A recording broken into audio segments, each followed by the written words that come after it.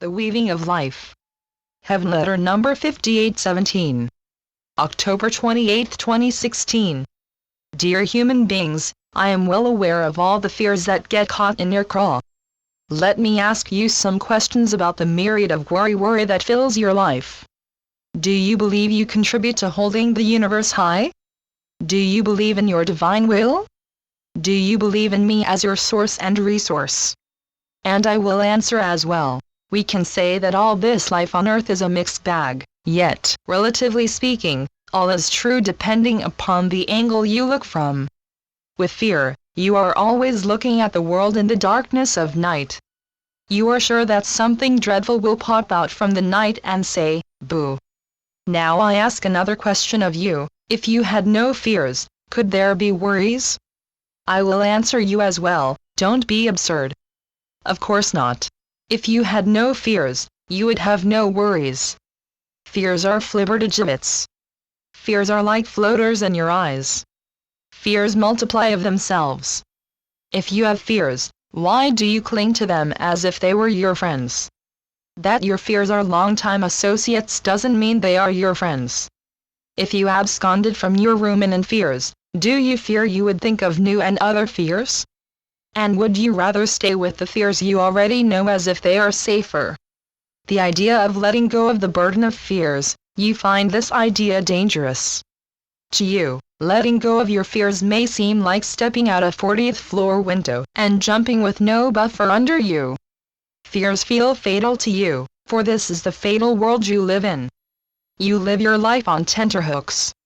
My dears, you fear fear more than you fear anything else. You even have fears sorted into categories, as if to catalog your fears means you are more logical, and, therefore, safer. Is this your take on life? Let go of your fears about the weaving of life. Probably you can think of dozens of reasons to fear life. Must you hold fears to you? To what avail? Without fears, you would run free. You would be a colt who rides with the wind. How you will enjoy life when you stop bowing down to your fears. You don't need to be so respectful of your fears. Certainly, you don't want to be owned by your fears. Better to wheel your love around than fears. No longer tiptoe around fear. Step over your fears. It is time now for fears to go away and leave you alone. Your fears keep multiplying and repeating themselves as if they were prayer beads you run through your fingers.